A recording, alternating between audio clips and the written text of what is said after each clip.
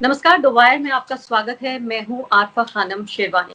कश्मीर से एक बड़ी खबर ये आ रही है कि सुप्रीम कोर्ट ने एक नोटिस जारी किया है। कांग्रेस पार्टी के वरिष्ठ नेता जो केंद्र में मंत्री भी रह चुके हैं, जो पिछले 10 महीने से ज्यादा के दौरान डिटेंशन में रहे हैं, खासकर उस वक्त के बाद जबकि भारत सरकार ने आर्टिकल 370 हटा लिया। जम्मू कश्मीर से कश्मीर को 2 भागों में बांट दिया गया और राज्य के बदले उसको यूनियन टेरिटरी बना दिया। उसी दौरान आपको याद होगा कि बड़ी तादाद में जो नेता थे, जो पॉलिटिकल लीडर्स थे, उनको डिटेन किया गया था। उनमें से एक-एक करके कई लोगों को रिहा भी किया गया है। लेकिन फिलहाल सैफुद्दीन सोज साहब, जिनकी उम्र करीब 82 साल बताई जाती है, उन्होंने कोर्ट में अर्जी दी अपनी पत्नी के जरिए और उनके दोनों लॉयर्स पी चिदम्बरम और अभिषेक मनु सिंह भी, दोनों हालांकि कांग्रेस पार्टी के नेता हैं, इनके जरिए कोर्ट में वो गए। कोर्ट ने नोटिस जारी किया है, लेकिन इसको जुलाई के दूसरे हफ्ते की सुनवाई की तारीख बताई है। अभी आपको मेरे साथ जो खास मेहमान फिलहाल जुड़ गए हैं, सलमान सोज साहब जुड़ गए हैं, जो कि सैफुद्दीन सोज साहब के बेटे भी हैं, इसके अलावा कांग्रेस पार्टी के नेता भी हैं, लेकिन फिलहाल हमारे साथ वो अमेरिका से जुड़े हुए हैं। उनसे हम इस मसले पर बातचीत करेंगे। बहुत बहुत स्वागत है आपका सैफुद्दीन सलमान सोज साहब। शुक्रिया शुक्रिया आरफा जी। सलमान साहब, अभी फिलहाल इसको ज्यादा दिन नहीं गुजरे हैं। पहले उमर अब्दुल्ला साहब को रिलीज किया गया, उसके बाद शाह फैसल जो पहले आईएएस ऑफिसर थे, उसके बाद उन्होंने रिजाइन करके अपनी नई पार्टी बनाई। शाह फैसल के साथ भी कई लोगों को रिलीज किया गया, लेकिन महबूबा मुफ्ती अभी भी कैद में है, आपके पिता अभी भी कैद में है। ये सवाल तो मैं आपसे जरूर जानूंगी कि किस तरह से भारत सरकार ये चुन रही है। आप क्या समझते हैं कि किसको रिहा करना है, किसको अभी भी डिटेंशन में रखना है? लेकिन सबसे पहले मैं इस पिटीशन के बारे में आपसे जानना चाहती हूँ। देखिए, पिटिशन तो खैर आपने देखा ही कि हमने जब ये पिटिशन जारी किया और ये फाइल किया, तो उसके बावजूद यानी कि 10 महीने का मेरे ख्याल में इलीगल डिटेंशन है, जिसमें कोई रिटन ऑर्डर नहीं। इसमें कोई रिटन ऑर्डर नहीं है कि भाई आप हाउस अरेस्ट है, आपको घर से बाहर नहीं जाने दिया जाता। Basically illegal, unconstitutional. कोई नहीं कह सकता कि ये कॉन्स्टिट्यूशनल है। शायद अब कोर्ट वाले कहते हैं ये कॉन्स्टिट्यूशनल है, लेकिन कैसे हो सकता है कि आपको कोई रिटन ऑर्डर नहीं है, आपके खिलाफ कोई केस नहीं है, कोई कुछ बोलता नहीं, एक्सेप्ट आप घर से बाहर नहीं जा सकते क्योंकि आपके वहां पे पुलिस आपको बाहर जाने नहीं देती। 10 महीने हो गए। फाइनली हमने कहा ये तो बड़ी अजीब बात है, तो हमने ये हमारे पार्टी कॉलीग्स ने जो ये केस फाइल किया, एक हेबियस कॉर्पस पिटिशन है। आप इस इंसान को कोर्ट में पेश कीजिए। ये बहुत ही इंपॉर्टेंट पिटिशन होती है और इनको प्रोड्यूस करना होता है इमीडिएटली इस इंसान को। लेकिन कोर्ट ने इसके बावजूद कि 10 महीने से ये केस ऐसे हालात हैं, कोर्ट ने तब भी गवर्नमेंट को एक और महीना दिया इस इलीगैलिटी को बढ़ाने के लिए। मेरे ख्याल में ये इनजस्टिस है। लेकिन आपको तो पता है ऐसे ऐसे काफी सारे जजमेंट्स आ रहे हैं, मुझे समझ नहीं आ रहा है कि क्या हो रहा है। लेकिन मैं ये कहूंगा कि काफी लोग सोचते होंगे ये कश्मीर में हो रहा है, कश्मीर तो स्पेशल है, उधर होने दो, क्या फर्क पड़ता है। लेकिन मैं सबको बताना चाहता हूं कि ये हर जगह होगा। ये सिर्फ पॉलिटिशियंस के साथ नहीं होगा, ये बाकी मुल्क में भी होगा, और ये सिर्फ पॉलिटिशियंस के साथ नहीं होगा। ये अल्टीमेटली इसका असर आम इंसान पे भी पड़ेगा आहिस्ता आहिस्ता, अगर हमने इसको रोका। साहब, दर्शकों को ये भी बताना जरूरी है कि भारत सरकार का जो नजरिया है, जो उन्होंने पक्ष रखा है, वो ये कि पब्लिक सेफ्टी एक्ट के तहत इन लोगों को डिटेन किया गया और उसके पीछे वजह ये दी गई कि ये वो लोग हैं जो कि लॉ एंड ऑर्डर को यानी कानून व्यवस्था को खराब कर सकते थे, या ये लोगों को जमा कर सकते थे वहां पर। यानी जिस भी व्यक्ति की इतनी क्षमता, इतनी कैपेसिटी थी कि वो कुछ लोगों को जमा करके विरोध प्रदर्शन कर सकता था भारत सरकार के इस फैसले के खिलाफ, उनको डिटेन किया गया। लेकिन आपके पिता, जो कि एक जिम्मेदार पद पे रहे व्यक्ति, एक पार्टी के नेता भी हैं और उनकी उम्र 82 साल है, आपको लगता है कि कोर्ट का खासकर हेबियस कॉर्पस, जो कि माना जाता है कि एक इमरजेंसी में हमें लीगल एड की जरूरत है, और उसके बाद भी उसको 1 महीने बाद के लिए टाल दिया गया, तो ये आप कह रहे हैं कि ये कोर्ट पे एक तरह का रिफ्लेक्शन है या भारत सरकार से आपको शिकायत है? आप क्या कहना चाहते हैं? नहीं, देखिए, पब्लिक सेफ्टी एक्ट हर किसी कश्मीरी पॉलिटिशियन पे लागू नहीं किया गया था। कुछ पे किया गया, कुछ पे नहीं किया गया। उमर अब्दुल्ला है, उन पे किया गया, महबूबा जी हैं, उन पे किया गया। मेरे ख्याल में फारूक साहब जो है फॉर्मर यूनियन मिनिस्टर, इतने सीनियर लीडर, उन पे किया गया।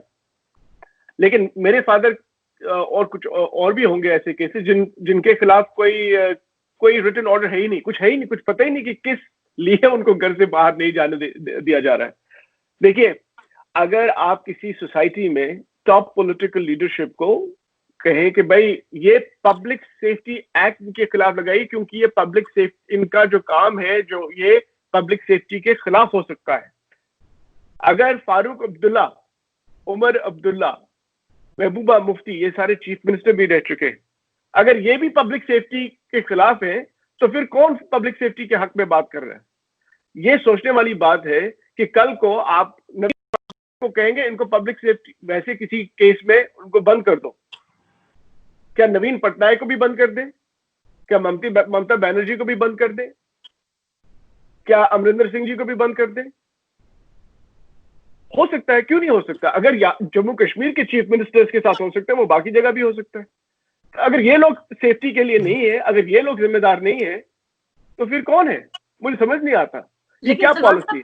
बहुत हैरानी की बात है, आप ये पूरी जिम्मेदारी के साथ कह रहे हैं कि भारत सरकार ने कोई डॉक्यूमेंट आपको नहीं दिया, कोई दस्तावेज नहीं दिया जिसपे ये लिखा हो कि इस कानून के तहत आपके पिता को डिटेन किया गया, लेकिन 10 महीने फिर भी वो घर हाउस अरेस्ट में रहने के लिए क्यों तैयार हो गए? जब वो बाहर निकल रहे थे तब कौन ऐसा था जो उनको रोक रहा था? हाँ, देखिए, ये बहुत इंटरेस्टिंग बात है। 5 अगस्त को जब मोदी गवर्नमेंट ने ये सब कुछ आर्टिकल 370 के वो खिलाफ उन्होंने कार्रवाई शुरू की, तो उसी दिन मैं भी दिल्ली में था। दिल्ली से मैं कश्मीर पहुंचा 5 अगस्त को, और हम बैठे थे, और शाम को मेरे फादर, मेरी सिस्टर नजदीक रहती है, तकरीबन 100 यार्ड की दूरी पे मेरी सिस्टर रहती है हमारी कॉलोनी में, तो वो वहां की तरफ निकले। तो जो हमारे गार्ड हैं, हमारे गार्ड्स होते हैं, कश्मीर में काफी पॉलिटिशियंस की गार्ड्स रहते हैं ताकि उनकी जिंदगी की वो उनकी सेफ्टी के लिए। तो उन्होंने कहा कि भाई आपको इजाजत नहीं है बाहर जाने की। तो उन्होंने कहा क्या मतलब? ये ऑर्डर आया ऊपर से। कहाँ से? ये जी ऊपर से। अच्छा, ठीक है। उसके बाद तो हमें तो पता था कुछ ना कुछ गड़बड़ है। तो उसके बाद बेसिकली सेम डे या दूसरे दिन ही उन्होंने कहा कि भाई अब आजकल ऐसे ही होता है। हमने कहा कहाँ ऑर्डर आपका कहाँ है? हम किसने आपको, हमें कुछ दिखाइए। तो उन्होंने कहा आजकल तो यही होता है, ये दिल्ली से आया ऑर्डर, दिल्ली से आया ऑर्डर, लेकिन ऑर्डर है नहीं।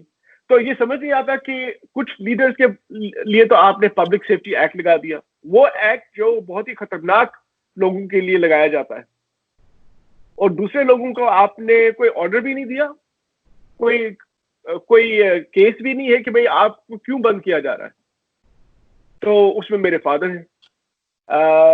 तो ये मैं कहूंगा कि 2 बार मेरे फादर को दिल्ली जाने की इजाजत दी गई उनकी हेल्थ के लिए, फॉर मेरे ख्याल में 2-3 दिन दोनों बार। लेकिन सवाल ये है कि बंद क्यों किया जा रहा है? क्यों? क्या रीजन है? क्या सलमान साहब, क्या आपके पिता ने कांग्रेस पार्टी के नेताओं के जरिए, जो दिल्ली में ही यहाँ मौजूद हैं, भारत सरकार भी यहीं पर मौजूद है, दिल्ली में सारा पॉलिटिकल एस्टेब्लिशमेंट है, क्या उनके जरिए ये जानने की कोशिश नहीं की? मैं ये नहीं कह रही हूँ कि आधिकारिक रूप से, लेकिन अनाधिकारिक रूप से, क्योंकि कांग्रेस पार्टी के अकेले वो नेता हैं वहां पर जो इतने कद्दावर नेता हैं और नजरबंद हैं, और आप कह रहे हैं बिना दस्तावेजों के गैर कानूनी तरीके से एक व्यक्ति को जो है वो डिटेन किया गया है। और सिर्फ इनको नहीं, सिर्फ सोल साहब को नहीं, बाकी और लीडर को भी बिना कागजात के बंद किया गया। और ऑब्वियसली इनफॉर्मली तो हम पूछते हैं कि भाई क्या बात है, लेकिन हमें पता है क्या बात है। इसमें कोई ये रॉकेट साइंस तो है नहीं। सीधी सी बात ये है कि गवर्नमेंट ऑफ इंडिया ने ये डिसाइड किया कि हम किसी को कुछ बोलने नहीं देंगे। भाई अगर अगर अगर आप कुछ कानून लाते हैं, अगर आप कोई फैसला करते हैं, लोग उससे खुश ना हो, तो क्या लोगों को इजाजत नहीं है उसके खिलाफ बोलने की? अगर आप आर्टिकल 370 खुद ही खत्म कर रहे हैं, क्या जम्मू कश्मीर के लोगों को यह इजाजत नहीं है कि वो कहे कि भाई हम इसके साथ नहीं है? आप चाहते हैं कि जो आप कहें वो सब लोग मान जाए? वो कैसे हो सकता है? दैट मीन्स ये डेमोक्रेसी तो है नहीं। जम्मू कश्मीर में डेमोक्रेसी सस्पेंडेड है। एंड बाय द वे, सिर्फ कश्मीर में सस्पेंडेड नहीं है, जम्मू में भी सस्पेंडेड है। ये नहीं कि मैं कहूंगा कि सिर्फ कश्मीर में है, लेकिन कश्मीर में ज्यादा असर है इसका। अगस्त में अब लगभग जो है वो 1 साल गुजर जाएगा, 10 महीने से ज्यादा गुजर चुके हैं। मैं आपसे ये जानना चाहती हूँ कि आपकी नजर में भारत सरकार ने क्या हासिल किया आर्टिकल 370 हटाकर 2 हिस्सों में जम्मू कश्मीर को बांटकर, और इसके अलावा उससे राज्य का दर्जा छीनकर। ये आप, अगर मैं उनके नजरिए से भी जानने की कोशिश कर रही हूँ, मैं आपसे सिर्फ एक कश्मीरी होने के नाते या कांग्रेस पार्टी का नेता होने के नाते नहीं, बल्कि आपको क्या लगता है एक पॉलिटिकल एनालिस्ट होने के नाते कि क्या हासिल किया भारत सरकार ने, बीजेपी ने? देखिए, भारत सरकार ने, तो मैं क्या कह सकता हूँ भारत सरकार ने क्या पाया है इसमें। बीजेपी ने ये पाया होगा कि थोड़ी देर के लिए उनका वो जो अल्ट्रा नेशनलिज्म का नैरेटिव है वो उसको बढ़ावा मिला होगा।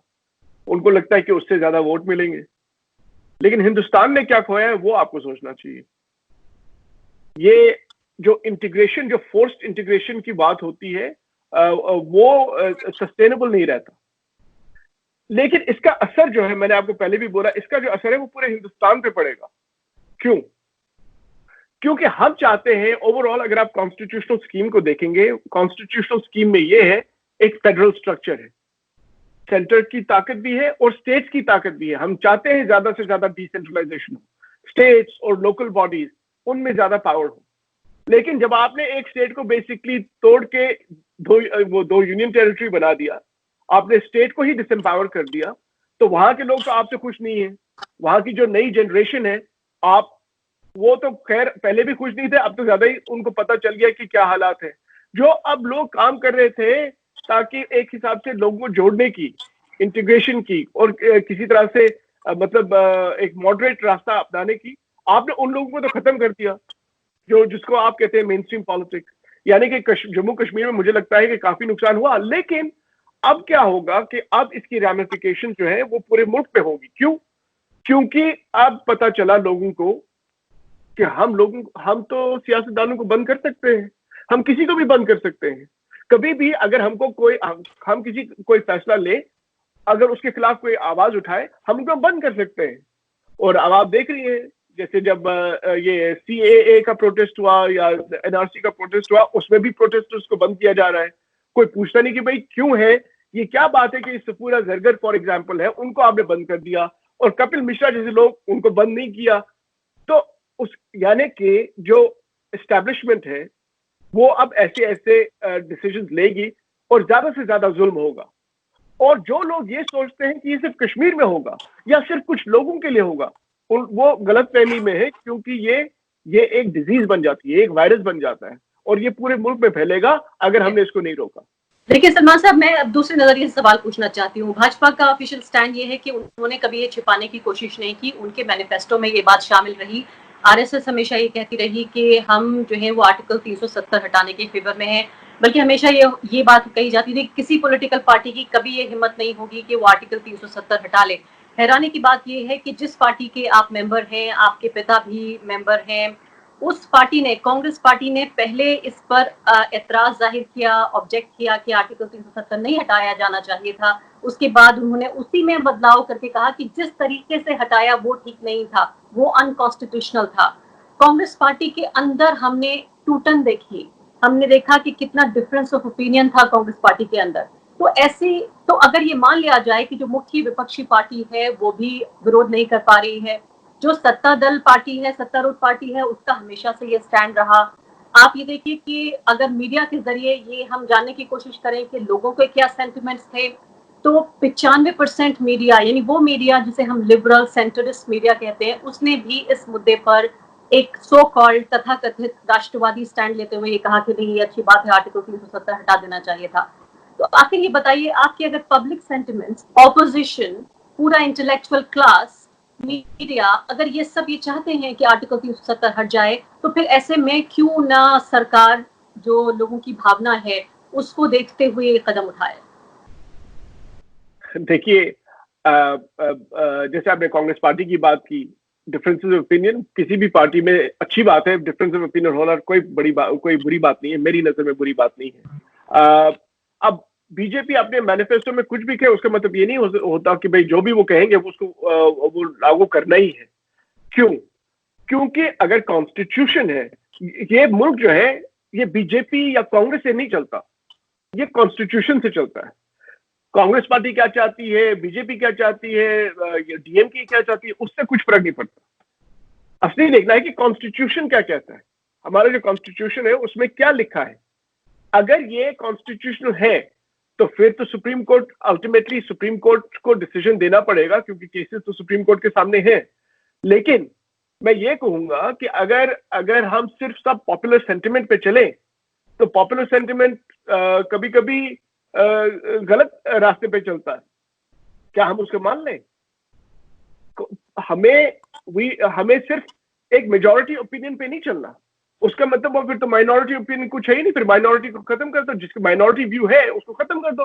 फिर हर कोई एक ही वो क्या कहते हैं, एक ही रास्ते पे चले, एक ही आइडियोलॉजी से चले, एक ही आइडिया पे चले। हिंदुस्तान प्रोग्रेस कैसे कर सकता है? जहां जिस मुल्क में डिफरेंट तरीके ना हो सोचने के, वो मुल्क कभी प्रोग्रेस कर ही नहीं सकता, इनोवेशन आ ही नहीं सकती। ये यहाँ से कहाँ जा रहे हैं अब? कश्मीर का रास्ता यहाँ से कहाँ जाता है? देखिए, कश्मीर मुझे तो लगता है कि जो 30 साल में हमने बड़ी मुश्किलात वहां देखी, मुझे अभी दूर दूर तक ये नहीं दिखता कि वहां पे हालात ठीक कैसे होंगे। मैं आपको ऑनेस्टली बोल रहा हूँ, इतनी परेशानी है। पिछले 10 महीने में से मेरे ख्याल में 9 महीने तो हम बंद ही थे, बीच में कुछ खुलने लगा था और उसके बाद कोविड-19 आ गया। हमारे आप लोग तो मतलब जो बाकी मुल्क में लोग बैठे उनको 1-2 महीने के लॉकडाउन में तूफान की परेशानी हो गई। कश्मीर में तो ऐसे लॉकडाउन इतने सारे देखे पिछले 30 साल में, और हम तब भी सर्वाइव कर रहे हैं, हमारे लोग सर्वाइव कर रहे हैं। लेकिन आपको पता है कि कितनी मुश्किलात है उन लोगों के लिए, न बिजनेस है, न डेली वेजर के लिए कुछ है। तो हम लोग परेशानी में हैं, लेकिन हम एक दूसरे की मदद भी करते हैं। हमने एक हिसाब से एक मैकेनिज्म बनाया कि जिस तरह से कश्मीरी लोग किसी तरह से सर्वाइव करते हैं, एक सर्वाइवल मेंटालिटी है, और उसी तरह से हम चलेंगे जब तक कि कोई ना कोई रास्ता निकले, जब तक पूरे हिंदुस्तान में ये आइडिया ना आ जाए कि ये भी लोग हैं, इनके भी राइट्स हैं, इनकी भी कोई एस्पिरेशंस है, हमको उनको रिस्पेक्ट करना चाहिए। जब तक आप लोगों को रिस्पेक्ट नहीं करेंगे, जब तक आप लोगों को डिग्निटी नहीं देंगे, जब तक आप जस्टिस नहीं देंगे, तब तक वहां पे हालात कैसे ठीक हो सकते? मुझे तो नहीं लगता कि ठीक हो सकते। नहीं तो पॉलिटिकल फ्यूचर क्या है अब? जो राजनीतिक भविष्य है कश्मीर का, वो क्या है? हाँ, पॉलिटिकली तो देखिए, हर किसी पॉलिटिकल पार्टी को वहां पे देखना पड़ेगा कि उनको क्या रास्ता इख्तियार करना है। जहां तक मेरा जो दाती ये ख्याल है कि जिस आर्टिकल 370 को खत्म करने से कोई अच्छा नहीं हुआ। यानी कि आपने, एक हिसाब से मेरी राय यह है कि आर्टिकल 370 जैसी प्रोविजन हर किसी स्टेट में लागू होनी चाहिए। स्टेट्स को ऑटोनॉमी मिलनी चाहिए। स्टेट्स जब तक ऑटोनॉमस नहीं होंगे ज्यादा, जब तक वो अपनी, इस वक्त सेंट्रलाइजेशन काफी है मेरे ख्याल में इंडिया में। हमको स्टेट्स को एम्पावर करना चाहिए, हमको डिस्ट्रिक्ट्स को एम्पावर करना चाहिए, हमको पंचायत को एम्पावर करना चाहिए। यहाँ पे तो आप रिवर्स कर रहे हैं। अगर कश्मीर वाला मॉडल पूरी हिंदुस्तान में लग गया तो फिर तो प्रॉब्लम हो जाएगी हमको। जी, आखिरी बात कि अब अपने पिता के बारे में आप मुझे बताइए, आखिरी चीज कि अब यहाँ से बात कहाँ जाती है? अब आप जुलाई का इंतजार करेंगे, कोर्ट जो कहती है उसका इंतजार करेंगे, यहाँ से कहाँ जाएंगे? देखिए, कोर्ट का तो इंतजार करना पड़ेगा। कोर्ट के अलावा क्या है? सुप्रीम कोर्ट के ऊपर तो कुछ है नहीं। लेकिन मुझे लगता है कि सुप्रीम कोर्ट के जजेस को सोचना चाहिए कि हिंदुस्तान किस डायरेक्शन में जा रहा है। अगर सुप्रीम कोर्ट के जजेस ऐसे डिटेंशन को भी मान ले तो फिर तो जस्टिस कहाँ रहेगी, फिर कॉन्स्टिट्यूशन कहाँ रहेगी, फिर डेमोक्रेसी कहाँ रहेगी? डिसेंट इज इंपॉर्टेंट, उसके बगैर कुछ हो नहीं सकता।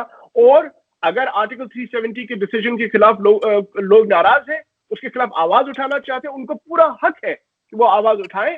और मैं तो उठाता रहता हूँ आवाज, और बाकी लोग भी उठाएं। मैं तो इस वक्त यहाँ पे बैठा हूँ, लेकिन जो वहां है उनको भी इजाजत होनी चाहिए कि वो अपनी आवाज बुलंद करें। अगर वो किसी चीज से नाखुश है, उनका पूरा हक बनता है। वही कॉन्स्टिट्यूशन कहता है, सुप्रीम कोर्ट को वही करना पड़ेगा और करना चाहिए।